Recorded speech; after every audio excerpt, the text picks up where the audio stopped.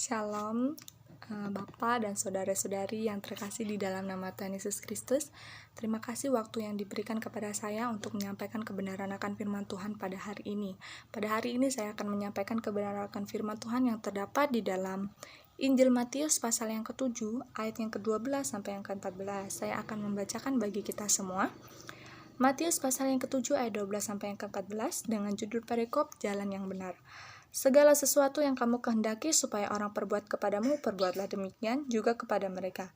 Itulah isi hukum Taurat dan kitab para nabi.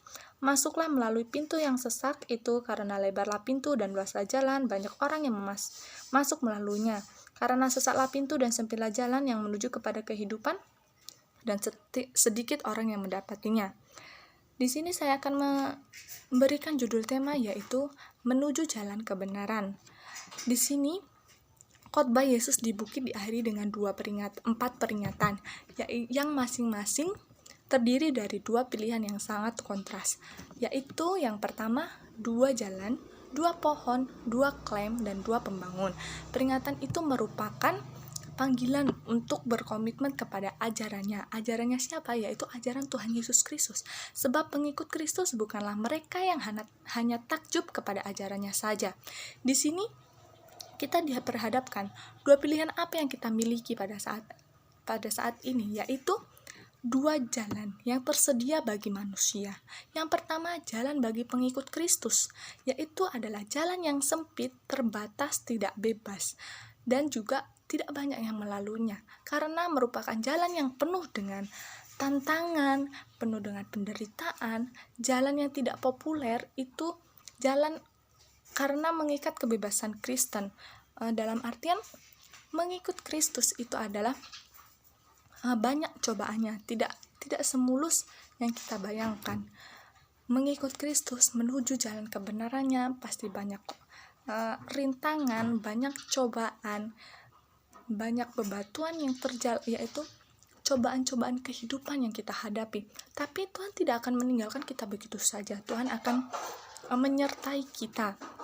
Contohnya, Yesus berbicara tentang mengenai nabi-nabi palsu.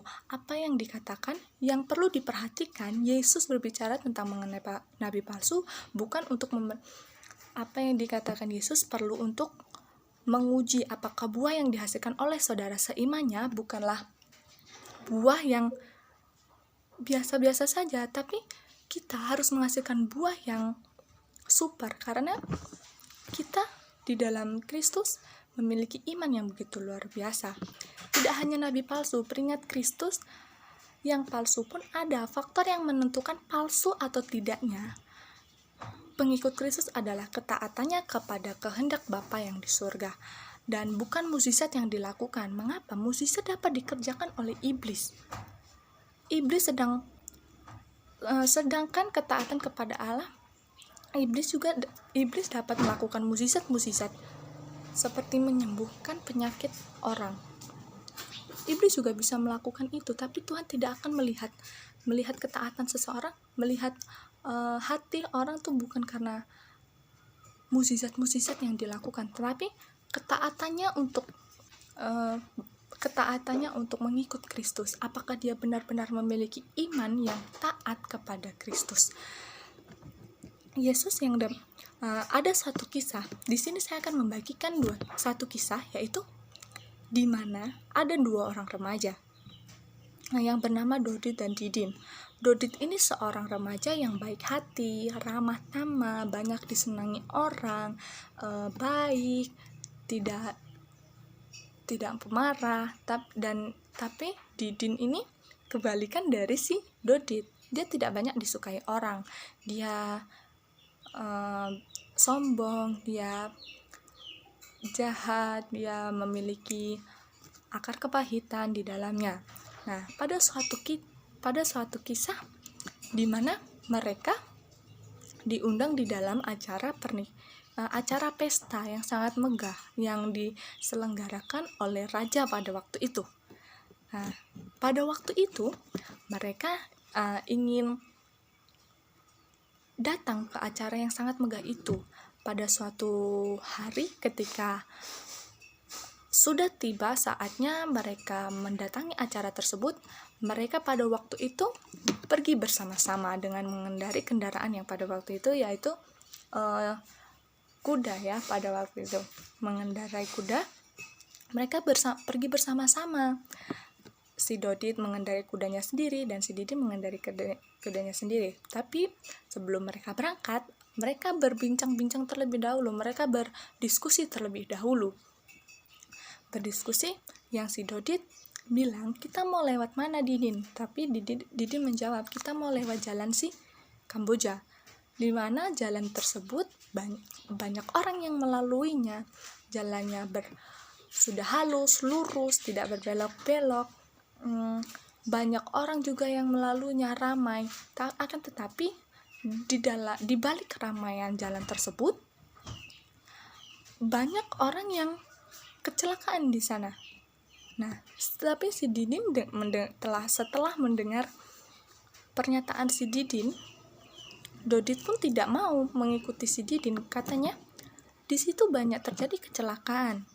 Bagaimana kita kalau kita melewati jalan tersebut, kita yang kecelakaan, katanya. Kita tidak akan selamat menuju acara pesta tersebut. Tapi si Didin dengan keras hatinya, dia tetap mau melewati jalan tersebut, yang dimana jalan tersebut banyak yang kecelakaan. Tapi si Dodit ingin melewati jalan Cempaka, dimana yang jalannya hanya tanah, banyak bebatuan, banyak kerikil, banyak lubang di sana dan tidak banyak orang melaluinya. Nah, dengan singkat cerita, mereka melewati jalan mereka masing-masing yang mereka pilih. Si Dodit melewati jalan Cempaka dan si Didin melewati jalan Kamboja yang ramai tadi.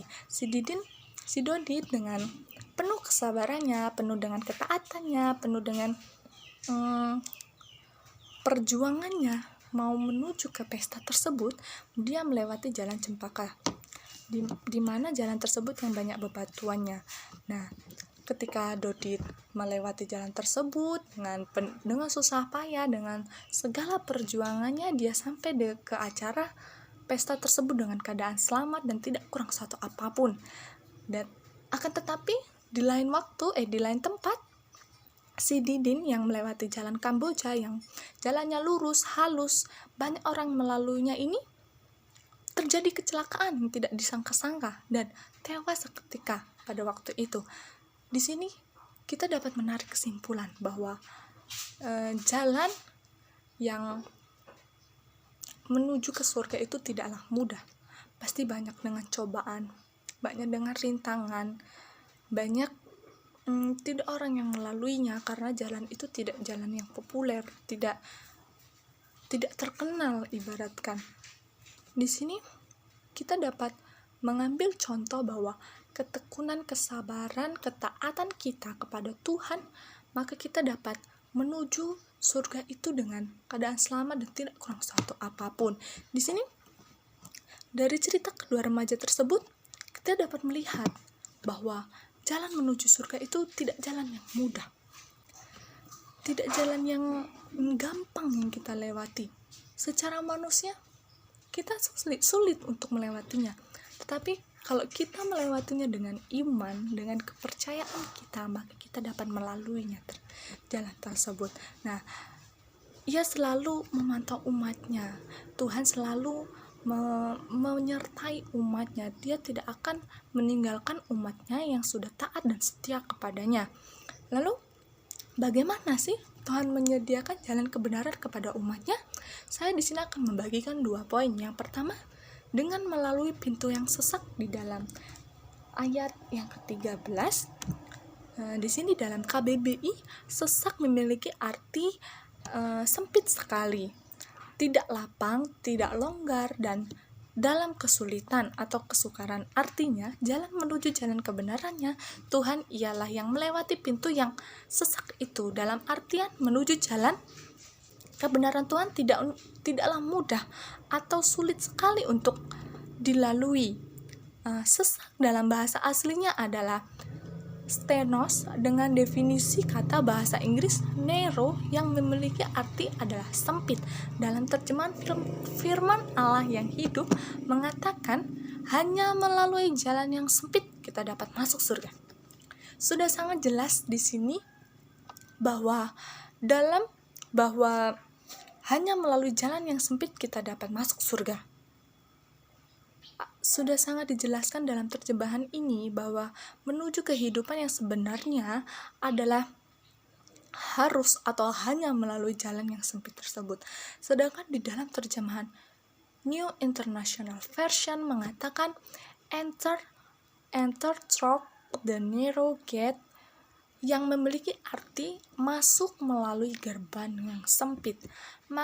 Masuklah ke dalam pintu yang sesak, yang gerbang pertobatan sejati, penyangkalan diri, memotivasi kekudusan universal. Gerbang di sini dapat diartikan yaitu pintu keluar masuk. Berarti mau menuju ke pintu keluar masuk surga antara dunia ini sangatlah sulit, tidak mudah didapat dan tidak mudah untuk dilalui. Dan poin yang kedua saya akan membagikan yaitu jalan yang sempit yang terdapat dalam ayat 14. Karena saya akan membacakan, karena sesaklah pintu dan sempitlah jalan yang menuju kepada kehidupan. Di sini dalam KBBI, jalan adalah tempat lalu lintas orang, dan sempit memiliki arti kurang dari ukuran luas. Sedangkan jalan yang sempit memiliki arti yaitu jalan lalu lintas yang berukuran kecil dan sempit.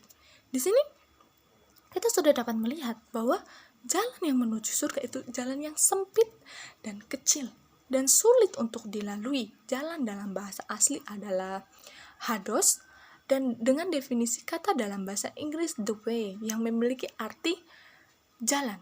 Kata benda nominatif feminim tunggal. Sedangkan dalam terjemahan bahasa Indonesia sehari-hari mengatakan, tetapi sempit dan sukarlah pintu dan jalan yang membawa kepada hidup.